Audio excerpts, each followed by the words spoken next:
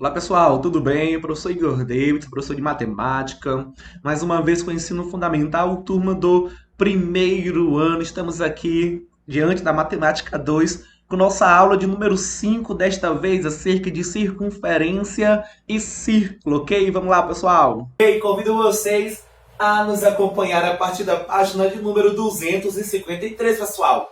Não é um assunto novo, porém é um assunto muito bom de ser estudado.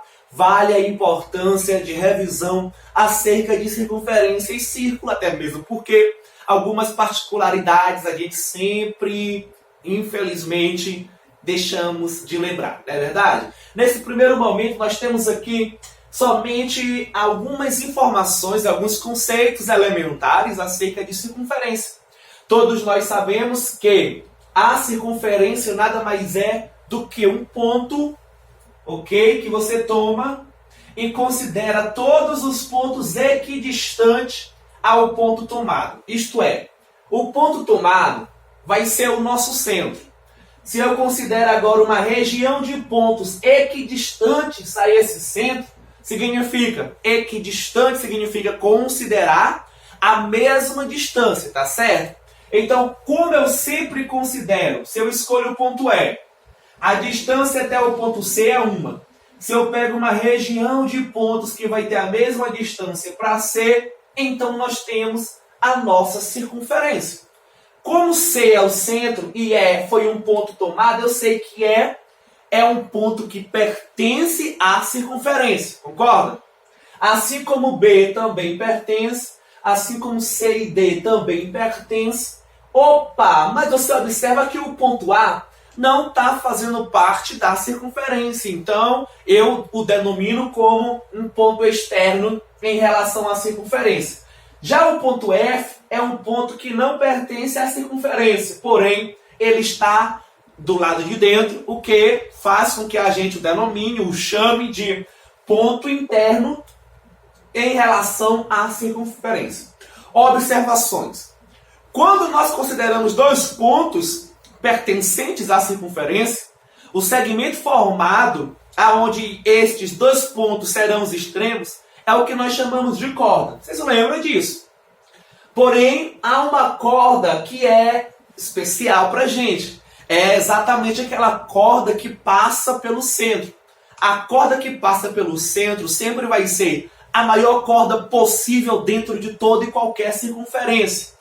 A esta corda nós denominamos de diâmetro, não é verdade? Quando você pensa em diâmetro, não deixe de pensar que também é uma corda.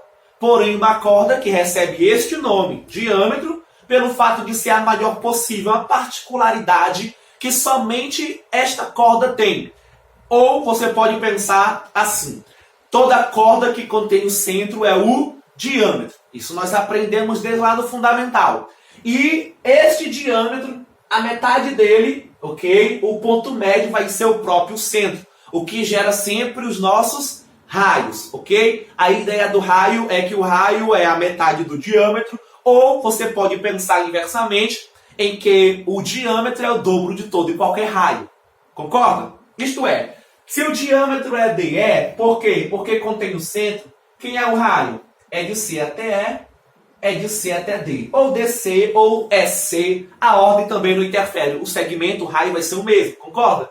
Então, você também pode pensar como é acostumado a todo segmento que se origina no centro e toca na circunferência, né? A outra extremidade é um ponto pertencente à circunferência, é um raio. Ok, conceitos básicos, você está apto, você lembra disso.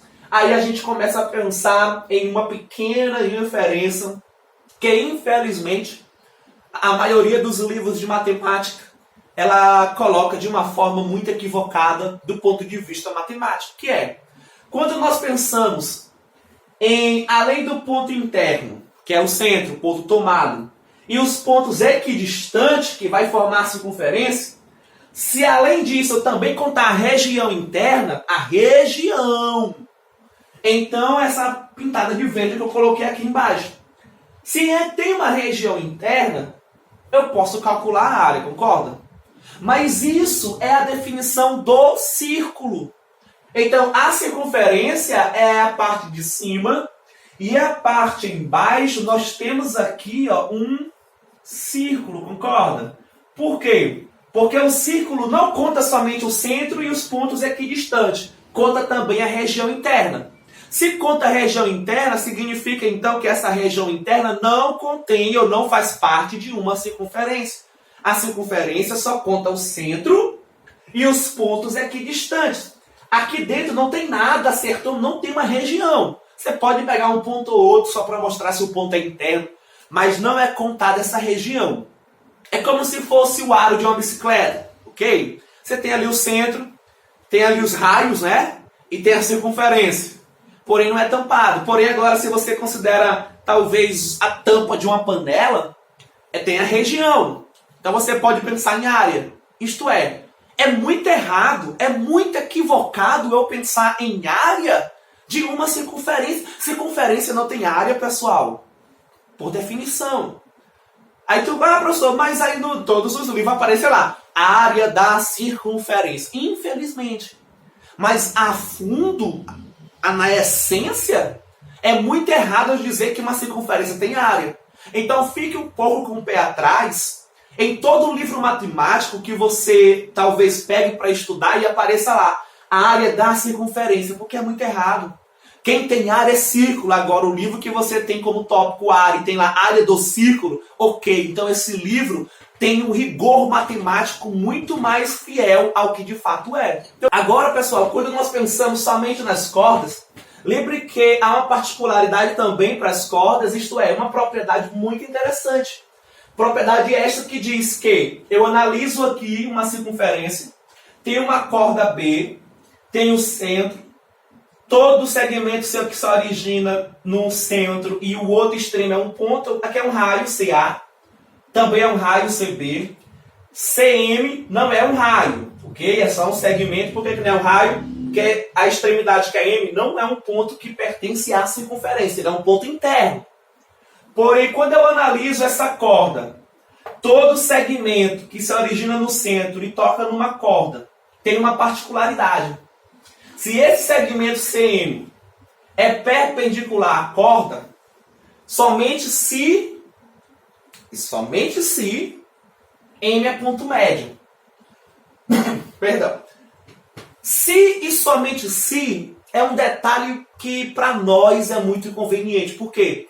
Significa que vale a ida, mas também vale a volta. Isto é, se isto acontecer, M é ponto médio. Se M é ponto médio, isso acontece. Se eu disser que esse segmento CM é perpendicular a AB, só é perpendicular, então M é ponto médio, quando M é ponto médio. Ao mesmo tempo, se eu tenho um segmento que M é ponto médio, então eu afirmo que esse segmento ele é perpendicular. Por isso a propriedade ela é tão forte para a gente, ok? Então a particularidade que se encontra nas propriedades de corda, certo? Então vamos lá dando continuidade. Estamos agora, pessoal, com o terceiro momento da nossa aula, alguns exemplos que na verdade se encontra já na página 256, que já faz parte da atividade, ok? Porém, para consolidar isso aqui, só temos 3 questões. Vou fazer 2 e uma fica com vocês, ok? É só para colocar em prática os conceitos das propriedades das cordas, ok? Vamos lá. Na questão de número 44, está dizendo o seguinte. Na circunferência de centro C aqui, né, abaixo, aí, a corda AB, ok? Tem ponto médio M. E mede 18. Dado que BC é o dobro de CM, determine a medida do raio. Vamos aos poucos. Ele está dizendo que M é ponto médio. Lembra da regrinha? Se M é médio, então o segmento é perpendicular à corda. Se é perpendicular, M é médio. É um leva o outro. Foi dito aqui que M é médio, então eu sei que essa corda é o que? Perpendicular. Também é dito que a corda B mede 18. Logo, como M, pessoal, é ponto médio, 18, então eu vou colocar 9 para cá e 9 para cá, ok? Mas na frente foi dito, dado que BC, cadê BC? BC, esse segmento não está aparecendo. Então, ó, vamos aqui unir Dado que BC é o dobro de CM. Quanto mede CM? CM é desconhecido. Vou chamar de X. Como BC é o dobro, vai ficar 2x, ok? No final é pedido para nós determinarmos a medida do raio. Quem é o raio? É o próprio BC, concorda? Então vamos lá, como se apareceu, surgiu ali um triângulo que é retângulo, nós já estudamos triângulo retângulo, aonde se o triângulo é retângulo, sempre funciona Pitágoras. Não é verdade? Então vamos lá. A hipotenusa vai ser 2x, os catetos é x e 9, ok? Então vamos lá. O quadrado da hipotenusa, vamos colocar aqui de azul. O quadrado da hipotenusa, ó, 2x ao quadrado, vai ser igual à soma dos quadrados dos catetos, que nesse caso é x ao quadrado mais 9 ao quadrado, ok? Vamos lá. 2x ao quadrado fica 4x ao quadrado. Isso igual a x ao quadrado mais 81, ok? Como esse x ele vem negativo, eu ainda tenho 3x ao quadrado igual a 81. Logo, quem é x? Vai ficar 81 dividido para 3. 81 dividido para 3 é 27. Isso mesmo. Como eu vou, no caso, como é x ao quadrado, eu ainda terei que tirar a raiz quadrada de 27, ok? Eu sei que vai ficar mais ou menos, vamos colocar aqui. Porém, como nós vamos considerar somente a parte positiva, porque estamos trabalhando com distância, não faz sentido pegar a parte negativa, concorda? Vai ficar x igual a mais ou menos a raiz quadrada de 27. Isso não podemos ir muito além, mas podemos ainda decompor, ok? 27 é a mesma coisa que 3 ao cubo. 3 ao cubo sendo radicando, ainda dá para racionalizar e colocar assim, né? Na verdade, dá para fatorar e colocar assim, extrair, ok? Fica 3 vezes a raiz quadrada de 3, concorda? Só que isso é o valor de x. E o que é perguntado é o valor do raio. O raio não é x. O raio é o dobro de x. Logo, ainda há necessidade de nós agora pegarmos 2 vezes 3 vezes a raiz quadrada de 3. Logo, a nossa resposta vai ser 6 vezes a raiz quadrada de 3, ok? Então, agora sim, está concluída a nossa questão de número 44. Agora, vamos lá para a questão 45. Questão 45 vai dizer o seguinte: a medida em centímetros do raio da circunferência abaixo é 8 centímetros maior que DC. Vamos lá? Quanto mede DC é desconhecido, chamar de x. Está dizendo que a medida do raio, vamos considerar para cá, BC, tá bom? Poderia pegar C? Poderia, não tem problema nenhum. Está dizendo na questão que a medida do raio é 8 centímetros maior. Se DC é x, então nós podemos comparar ou colocar o segmento o raio BC, ou CB, como x mais 8. Ok? E diz assim: e 1 centímetro maior que DB. Ok? Então está dizendo que o raio da circunferência é 8 centímetros maior que DC e 1 centímetro maior que DB. Aí a interpretação pode ficar assim: é 1 centímetro maior. Está se referindo a quem? Ao raio. O raio é 8 centímetros maior que DC e o I já emendou então direto. E 1 centímetro maior que DB. Então, se é só 1 centímetro maior que DB, então aqui precisa ser representado por x mais 7. Concorda? Porque é 1 centímetro só maior. Como já é dado essa perpendicularidade, eu já entendo que o D aqui ele é ponto médio. Isto é, se aqui é x mais 7, aqui também é x mais 7. Percebe que a definição dada aqui foi ao contrário da anterior? A anterior, pessoal, deu um ponto médio, então é perpendicular. Aqui está dizendo que é perpendicular, então é ponto médio. Concorda? Uma leva a outra. Então vamos lá. Como eu sei que aqui é um triângulo retângulo, né? Então eu posso novamente aplicar Pitágoras, o que vai deixar muito fácil a nossa expressão. Vamos lá. A hipotenusa é x mais 8. Vou elevar ao quadrado e igualar aos catetos, que no caso vai ser x mais 7 ao quadrado mais o outro cateto, que é x ao quadrado. Logo, é só desenvolver produtos notáveis. Lembra o quadrado do primeiro mais o dobro do primeiro com o segundo mais o quadrado do segundo termo. Então, nós teremos x ao quadrado mais 2 vezes x vezes 8, 16x, mais o quadrado do segundo termo. Isso igual, novamente aqui, o quadrado do primeiro mais 2 vezes o primeiro vezes o segundo, mais o quadrado do segundo termo. Conservando aqui ainda o x ao quadrado, entendendo que dá para eliminar essa variável aqui com essa, ok? Nós temos aqui 16x, aqui tem 14, concorda? Quando esse x ele vai para o primeiro membro, ele vem negativo. Esse 14, quando vem subtraindo, quando pegar com 16, vai restar somente 2x. E esse 49 vai vir para cá negativo. Quanto é 64 menos 49? Pensa, mais 1 dá 50. Então vai ficar para 14, para chegar a 4, 14 mais 1, 15. Então vai ficar mais 15 igual a 0.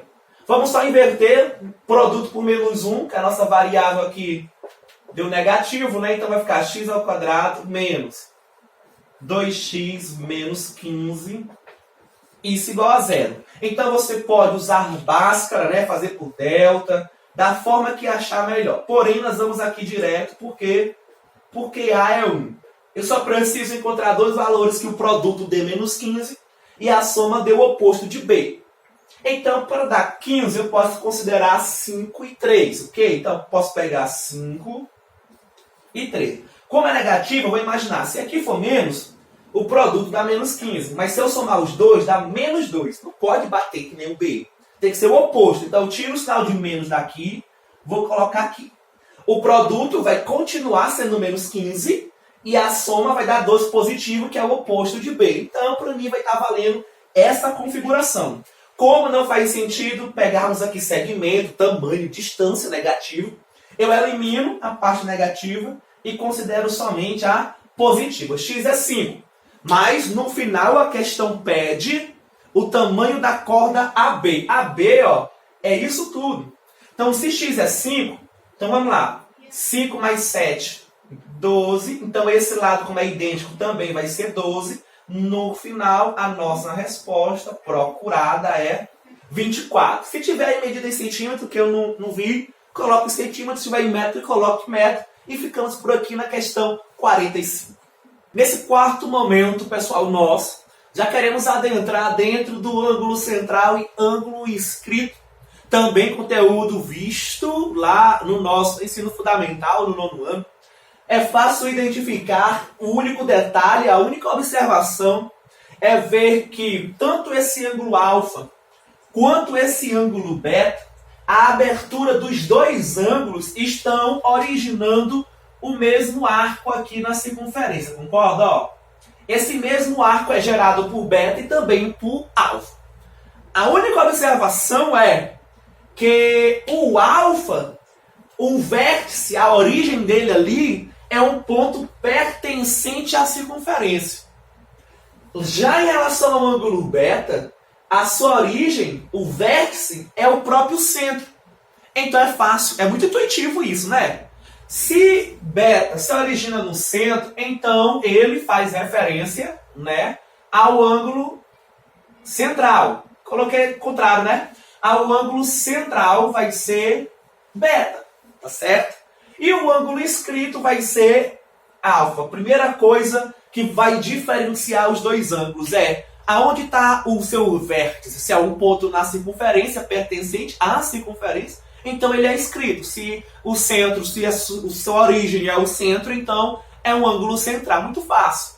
Só que quando eu comparo a mesma abertura, quando isso acontece, Há uma outra particularidade também mostrada, que foi que todo ângulo inscrito, vamos colocar aqui alfa, sempre é igual ao ângulo central, porém a sua metade. Lembra disso? Todo ângulo inscrito é a metade do ângulo central. Claro que essa fórmula, se você quiser fazer meio pelos extremos, ela é totalmente equivalente, ok? A você entender que é a mesma coisa de dizer que o ângulo central é sempre o dobro do ângulo inscrito, porém, detalhe, isto quando você os compara, quando eles estão gerando a mesma abertura, isto é, o mesmo arco, como nesse caso, ok? Então, essa é a nossa nova definiçãozinha para as questões que estão por vir, ok?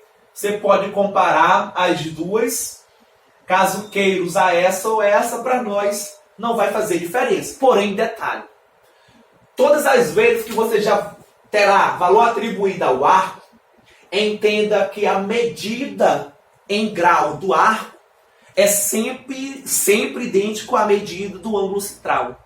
Isto é, se essa abertura AB medir, um exemplo, viu? Particular. Se essa medida B medir 40 graus, então o ângulo central também vai medir 40 graus. É sempre idêntico, ok? E o ângulo central inscrito vai ser sempre a metade, ok? Se eu pensar ao contrário, é a mesma coisa de eu falar assim. Se eu tiver um ângulo de 20 aqui, e a abertura dele é o arco AB, eu sempre boto o valor dobrado no arco. Por quê? Por que dobrado? Porque o arco é idêntico ao ângulo inscrito, ao ângulo central, ok? Como o ângulo central é o dobro do inscrito, então tem que botar 40, porque eu sei que ele vai ser idêntico ao central, que é o dobro do ângulo inscrito, ok?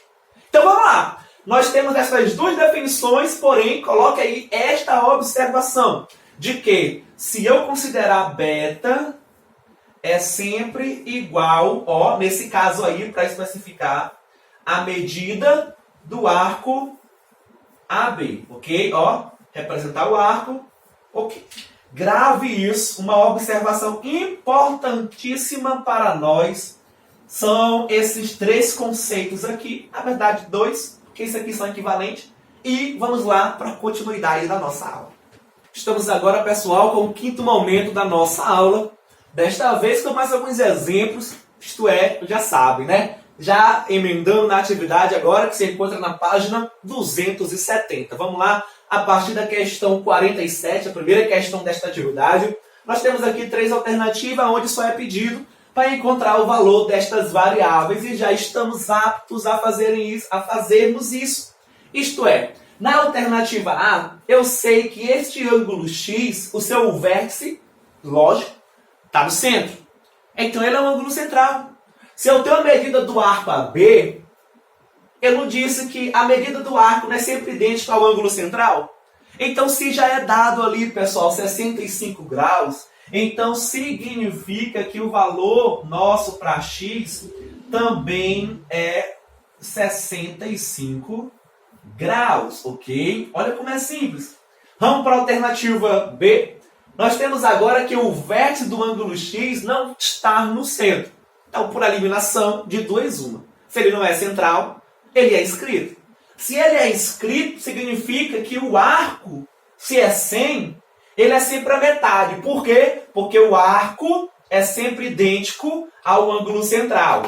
E como o ângulo central é o dobro do inscrito, eu posso pegar o 100 e dividir por 2. Como já é uma continha simples de fazer, nós identificamos x como 50 graus, ok? Na alternativa C, também, ok, poderíamos botar aqui uma expressão, mas vamos além, porque o nosso objetivo é a dominação dessa definição. Então grave aí, todo o ângulo inscrito que tem a mesma abertura, que vão gerar o mesmo arco, lógico, se o arco é o mesmo, o valor do ângulo inscrito é o mesmo entre si, concorda? O que eu estou dizendo? Se o ângulo de 46 gera essa abertura AB, e ele é um ângulo inscrito, se eu tiver um outro ângulo inscrito que tem a mesma abertura AB, significa dizer que esses ângulos são congruentes entre si. Então, x também é 46. Então, nunca se esqueça disso. Ângulos inscritos sempre são congruentes quando eles geram o mesmo arco na circunferência, ok? Então, essa foi a questão 47, bem rápida, bem simples para vocês. Estamos agora, pessoal, diante da questão 48, ok? Para concluir a nossa aula, nós estamos aqui com essa questão que diz o seguinte: um triângulo é inscrito em uma circunferência quando seus 3 vértices pertencem a ela e um dos seus lados passa pelo centro da semicircunferência. Deixa eu recapitular essa pergunta para a gente. Lembre que eu sempre falei, já foi mencionado para vocês, que todo triângulo, todo e qualquer triângulo inscrito numa semicircunferência, ele é retangular. Sempre. E a sua hipotenusa coincide com o diâmetro. Isto é, o diâmetro é a hipotenusa do triângulo. Quando a questão está dizendo isso, que um dos seus lados passa pelo centro, está se referindo à hipotenusa, está se referindo ao diâmetro, ok? Então vamos lá. Na letra A está dizendo o seguinte: calcule a medida do ângulo PMQ, ok? No triângulo inscrito na semicircunferência. Tudo bem.